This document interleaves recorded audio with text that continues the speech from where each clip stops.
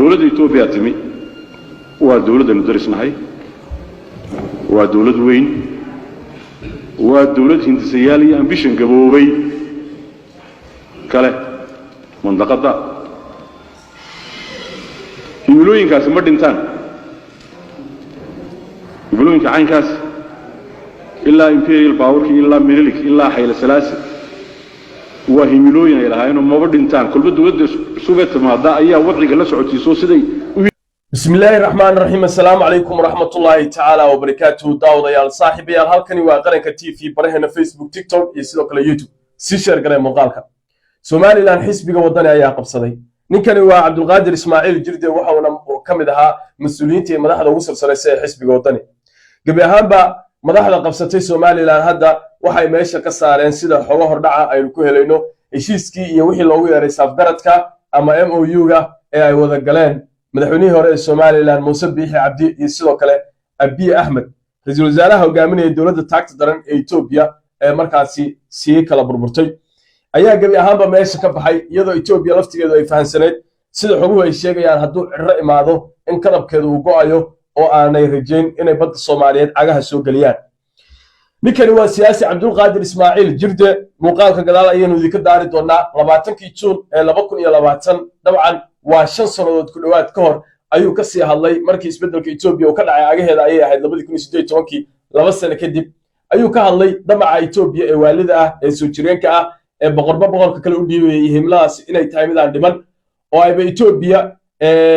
المزيمية العالم كوكسو أركي إن مركزي من سنة هاي beelo ka mid ah beelaha Soomaaliyeed ee degan gobolada waqooyi gaar ahaan beelaha Ciise Samaroon iyo sidoo kale habar awal inay yihiin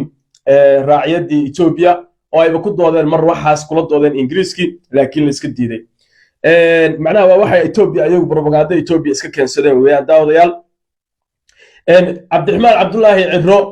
oo iyo xisbigiisa oo ina jirdo oo kamid ahaa iyo rag badan oo kaadiriin ah marka horeba kuma aysan qanacsanayn heshiiska Ethiopia badanada ay cagaha ku soo galinayso damacay 1000 sano huurinaysa marna kor u sheegaysay oo ay rabto hadda inay suuro galiso arintaas qadiyad ahaan iyo siyaasad ahaan intaba way kaga soo horjeedeen waana sababaha la aaminsan yahay sababaha ay ugu heleen codadka ugu badnaa shacbiga markaasi ku dhaqan Somaliland isla markaana ay ka heleen gabi ahaanba gobolada oo xitaa goboladii kulmiye taageerada ugu badan uu ka haystay dad badan oo kamid ah ay hadda u codeeyeen xisbiga wadani أبي أحمد لفتيس هوشان وسيف عن سنة أيال الليل عبد المعين هو مركب هو كور مدي كرين أو سجى فيصل على الورابع سبيشال سجى ذات كأيو سراعي ما دام إثيوبيا جلان قال سردون وأدوين منطقة دبروك النجا وجودها الصوماليات كل هذا حتى وحنا كمان سوالين لكن كواحد ودنا هدي صباحا ويفهم سناين أيال الليل إثيوبيا وكذب كذا إنه قاي محيي لرجع قاركود سيد عبد القادر إسماعيل جرديس حقها المرة أي سبحية دمع والدها إثيوبيا اللي هاي sidoo kale xisbigani waa xisbi macnaha cusub oo inkastoo hore macnaha uu soo jiray muddo badan dhanka siyaasadda laakiin wali markii ugu horeysay ayuu xisbigani xukunka qabanaya xisbiga wadan halka xisbigii ka horeeyay ee kulmiye uu markaasi laba teeram oo min 5 sano ah iyo waliba min 2 sano dheeriya ay soo qabteen oo Silaayo Axmed Maxamuud Silaayo waxa uu soo joogay 7 sano ilaahay u naxariistee 2 sano oo ku darsaday 5 sano muddo xileedka caadiga ah موسى بيحي عبدنا تضبصنا أيو جوجي سيدا أيه 4 سنة 14 سنة أيراهده أي كو جوجين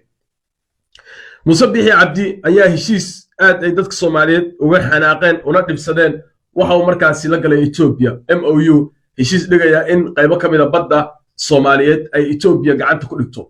إثيوبيا أو إنه أقنا هاي إن مركز أي تهاي الدولة بلا بدو لاند لو كذا أيه مرر بدن أبي أحمد الحكس عليه إني حقوا ليهين إني بدأ عليها الجليان oo ay markaas marin helaan si ay u noolaadaan wuxuu ugu yaray 110 milyan dadka la buunbuuniyo ee tiradooda laga been sheego damaca oramada ee dhul balaarsiga Soomaaliyeed ee deegaanka Soomaali galbeed ay ka waday ayaa dhigay sidoo kale ama maamulkooda mararka qaarkood ayagoo ku darsaday gobolka awdal qaybo kamid ah waana himilo oramo ay leedahay laakiin magaca Itoobiya lagu daday taas oo horay markaasi u dhadhamisay dhul Soomaaliyeed kuna markaasi nabad gashay sida magaalooyin kamid yihiin Dirdhabo Baabili Jiraacsanay oo ay badeegaankii Soomaaliyeed ee Itoobiya kamid ahaa intay ka sii goosteen ay ku darsadeen kilkooda Oromiya Muuse Biixi Cabdi oo dagaal la galay dadka reer SC Khaatumo oo iyagu aaminsanaa midnimada Soomaaliyeed oo ka codsaday dhulkooda inuu ga baxo ka diiday ayaa ugu dambeeyay dagaalkii waxa uu ku fashilmay 25 Agost 2000 iyo sidoo kale 3 wixii intaa ka dambeeyay muuse heshiiskan kharaarka ah ee ummadda Soomaaliyeed dhibtay in xalintii ku taalada u ahaa ayuu wuxuu galay si markaasi kalsoonida shacbiyad badan oo dhumiyay oo u socoshay sida dadku ay aaminsan yihiin laakiin heshiiskan dhinaca dadka Soomaalida ah ee indheergaradka ah ee meesha fog wax ka arkaya waxay aaminsanaayeen inay tahay halis ummadda Soomaaliyeed loo horseeday iyo sidoo kale markaasi shirqool kharaar oo ummadda Soomaaliyeed loo qaaday dadka qaar wax ma garata iyo qaar aan fahansanayn dhibaatada heshiiska uu keeni karo ayaa iyagu iska jilboonayay oo taageerayay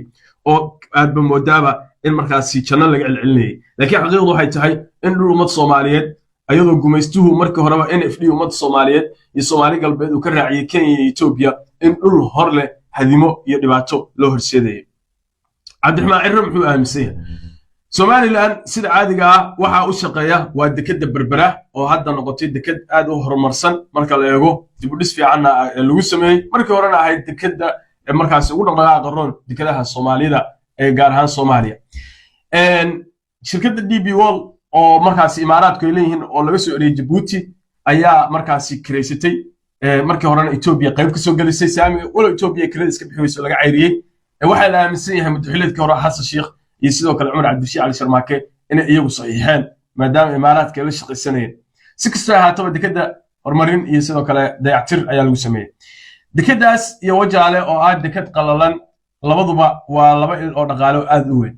waxaana markaasi ganacsiga uu u kala gooshaa dadka Soomaaliyeed ee ku dhaqan Soomaali galbeed iyo ilaa iyo Ethiopia-ka qaarkood kale oo wax kala soo daga haddii marka Ethiopia ay hesho dhuun iyo biyo dhaqaalaha nidaamka hadda Somaliland canshuurta dadka laga qaaday marka laga yimaado waxa uu ku nool yahay uu ku dhexsanawa waa de magaalada Berbera iyo sidoo kale wajaale labada aday meesha ka baxaan yani waxa kale iska dhaaf xataa mushaaraad ma awoodi karaan inay maamulku ay siiyaan madaxda iyo mas'uuliyiinta ka tirsan taas ayuu ku baraarugsan yahay Cabdiraxmaan Cabdullaahi Cirro Ethiopia ma rabto dekad iyo saldhigi waxaas malafka heshiiska waxa ku qornaa waxa dadka la tusay loo sheegay way ka weyn yihiin waxa meesha yaala Ethiopia waxay rabtaa bad ay qaadato oo ay la wareegto تجارة حتى واحد من جيبوتي تروى كيكرين نابغوصل كسر وهذا مرة من الهاد يعني واحد كده مرة بانو كلدي أي كتيرين معها بربرة الدي بيول أي إسكيب حوين يض إمارات كل ناس نوتشيو أو سامي اللي عيري كد مركي أود وعيه واحد ربان ما لا يحكي لسه دجان جميعهم بكرينة كم أرمان عشرين كم أرمان ما لا يحكي لسه دجان واحد لك الوفيان أو لما كان يبونك يوحاسي صوص عران عجلنا عرو يصيروا كلا كان دريت حسبي وضني arrintaas dhibka ay ku keenayso ay fahansiin iyo mar haddii Ethiopia bad cagaha soo galiso sidoo kale waxay rabaan halkii kalluunka Soomaalida ay ka gadan lahaayeen inay waxa weeyaan badda ay jarifaan waxay rabaan sida xogo ay sheegayaan ilaa 100 kilomitir oo dhir ah oo saan ah iyo ilaa iyo 100 iyo xogaa kilomitir oo ilaa deegaanka Soomaalida galaya in ay markaas iyagu maamulaan inay kala gooyaan dhulkii Soomaaliyeed inkastoo nidaamka Somaliland qaarna dadka gobolada waqooyi ku dhaqan dabcan qaarkood ay midnimo rabaan oo iska cadaan gobolada ama deegaanada qaarkood ودري سيقاتهم وكل وركود وعادي هاي هذا ندت كقولنا تقدر مروديشه أوضل يسرق يصول لفت كذا قيمة كده يتقدر أي لفت كذا قاركود آمن سيه من المرة هلو كلا بناب هذا أما قيتان آمن سر أما من ما آمن سر واحد صومالي يقول حياة يلوى هالكذا واحد قاعد تويو أما السكية يقول حياة لكن واحد عيب إن عدو جامري إن نولك الصوماليات كمر تجلسه ولي بقى بط الصوماليات قيمة كم العسيسو وعاد maalintaas waxa taagan adoo ka xanaaqsan ama ka duday ama waxa weeyaan rabo waxyaabo kale sida hub iyo inaad waxyaabo kale hesho si aad dhiig Soomaaliyeed isugu daadiso inaad qaybo ka mid ah dhulka Soomaaliyeed aad u bixiso taas ayaa nasiib daraa Cabdulqaadir Jirde waxa uu ka hadlay damaca Ethiopia iyo himiladeeda ilaa Haile Selassie ilaa Melik ilaa iyo sidoo kale Abiy markii uu imaanay agteeda weeyaan inuu yahay mid isbedelin oo jiilba uu jiil ka dhaxlo oo ay la mid tahay midnimada Carabta midnimada shanta Soomaaliyeed ninkan waa nin weyn oo waliba aqoon-yahan gudoomiyaha xisbiga wadani ayaa hore looga dhigay laakiin isaga ka tanaasulay wuxuu ridaada inay saamaxo saaric karta maadaama Cabdiraxmaan Cirro hadduu madaxweyne noqdo ay waqti qaadan karto anigana dabcan nin waayeel aan ahay sidaas ayaana gudoomiyaha xisbiga wadani uu noqday xirsi ahzaabta mucaaradka ayraade ururadii doonayay muxuu ahaa inay xisbiga noqdaan ayaa wada daatay waxaana sii raacay oo jidka ka baxay Faysal Cali Waraabe وجميعهم بيسوون هالك كواي أوركيس أعد أو مركز حسبيس أعد أو مركز مدة لوجود عادية أما لوجود عليه إنه إسباره أنتوا قلتي جمال علي الحسيني المسؤولين كانوا ترتمل هذا ويسوي كعيبي يسوون مرة بعض أيوه هالشيء أو مرة بس كده عشرة ugu dambeyn ururkiisii gabi ahaanba meeshu ka baxay axmed ismaaciil samatar iyo sidoo kale xubno kale oo ayaguna reer awdal ahaa ayaa meesha ka baxay ururadii horseed iyo hilaac iyo dhammaantood meesha ayay ka baxeen urur ay iyaguna sidoo kale bulshada gobolka hawd la yiraahdo ee Soomaaliland dabcan ay magacooday degta markaasi gaar ahaan beesha Arab ururkoodii ayaa siitay oo dhacay urur kale gidsanaa oo beesha Samaroon Siciid ay lahayd ayaa iyaguna daatay dabcan ururadu ayagoo siyaasad ku jira haddana waa iska ururo dabcan qabiilaysan oo Soomaalida iyo qabyaalad ma kala baxayaan marnaba saddex xisbi ee haddana waxa hogaaminaya saddex mas'uul oo habar jeclaa ayaa ka sharaxnaa doona waa xisbiga ka oo Maxamuud Xaashi iyo sidoo kale xisbiga kulmiye oo markaasi walow codadka ugu badan oo ku soo baxay xisbi ahaan oo lagu difaacay ay ka imaadeen deegaanada beesha habar awal haddana hadda waxa murashax ka Maxamed Kaahin oo isaguna ka soo jeeda beesha habar jeclo sidoo kale xisbiga wadani gudoomiye xirsi ayaa ka saddex mas'uul oo isku jifo ah ama isku reer ah ayaa markaasi saddexdaas xisbi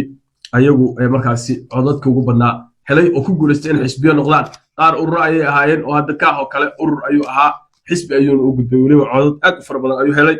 kulmiye asagoo xisbi ayuu ahaa wadana xisbi ayuu ahaa intaasna waa falanqaynta guud halka marka ugu imaan marka arinta badda hadimada iyo sharta ay leedahay ay ogaayeen wadani iyo maxaa mas'uuliyiinta u sharaxna sidaas ayayna kaga takhaluseen aba ka takhalusaane maalmaha soo socota ayaa la arki doonaa ayaga oo dhidibada u siibay Ethiopiana haddii rabto inay bad wax kala soo degto dekada barbar inay ku khasbanaato ay aaminsan yihiin siyaasad ahaan wajaalan ay kala wareegto aanan jirin sabab hadimo iyo shirqool Ethiopian umad Soomaaliyeed loogu horseedo Cabdiqaadir Jirde waxa uu si adag uga hadlay arrinta damaca Ethiopia ee soo jireenka ah halkan ayaan idinku soo gudbin doonaa saaxiibayaal daawada muuqaalkan si share gareeya muuqaalkaas markaa dhamaysataan dabcan saaxiibadina la sii wadaaga dawladda Ethiopia timi waa dawladda mudarisnahay waa dawlad weyn waa dawlad hindisayaal iyo ambition gaboobay kale mandaqada himilooyinkaas ma dhintaan himilooyinka caynkaas ilaa imperial power ilaa Menelik ilaa Haile Selassie waa himilooyin ay lahaayeen ma dhintaan kulba dawladda Soviet maada ayaa wadciga la socotiiso siday u hirgelinayso wax ka badashatii hore ee wax dhinta ma waynu ognahay inay daneynayaan xeebaheena inay xeebaheena daneynayaan waynu ognahay hadda taariikhda dib u noqoto muusiyada caalamka tagto waxay ugu soo baxay aniga markii nin la oran jiray Major Todd ayaa markii la kulmayay Ethiopia nin raas cali la yiraahdo isaga ku kulmay meel dhexdana hadda waa sheeko dhaba Ethiopia waxay la timi saddex reer oo Soomaaliland degan waa riciyadaydo dhulkii degan anaga leh way u kala doontaa reerka Ciisaha la yiraahdo reerka Samaroon la yiraahdo iyo reerka Habaroon la yiraahdo waa riciyadaydo dalkooda anaga uu ka waabiyay nin rawaha si fiican buu uga waabiyay waxa kaloo jirto archives ka helaysaa dawladda Ingiriisku markii inagoo aan waxba leena weydiin hawdii reserve area sidii foolxan loo bixiyay qaar bay damaqday dadkii madaxda halka joogay hindisa la isu keenay waxa loo nimankii hawdii reserve bar soo celiyeen badda waxa laga siiyo badda waxa laga siiyo oo koridor 10 kilomitir oo sida dheer loo siiyo markay ogaadeen in hawdii reserve area probable tahay batrool laga helo dawladda Ethiopia sare u sii qaatay waxay tiri 100 kilomitir halkaas isku taagtay himilooyinkaas may dhiman mana dhintaan inaga Soomaaliyeed may dhimantay shantii Soomaaliyeed inaga may dhimane wadcigan ayaa xidhay waxaanu filaynaa maalin kamida shantii oo xora inay soo doontaan waxaan dhiman ma dhintaan himilooyinka caynkaas midnimada carabta la mida ma dhimato kulba jiilka cusub ay yimaada ayaa halka ay taagan tahay ka taliya iyana taas weynu may dhiman marka abiy baa adeerkeenahu wax wanaagsan inoo wado oo ina jecelo waxa weeye waa simplistic waana waxyaabaha lagu sirmo weeye waxaanu u baahannahay khubaro waynu leenahay waxa international law iyo international relations ka yaqaan oo jaamacadaha dibadda wax ka dhigo halkan jooga in la abaabulo oo la yiraahdo beebar ka soo saara استراتيجية كجبت بعد إنه واحد من دقات كسعودة يصيروا كجبت بعد الحين وسلمي يسن إنك أنا ضدك كغيب جيلي كلام أي خرب جيلي كلام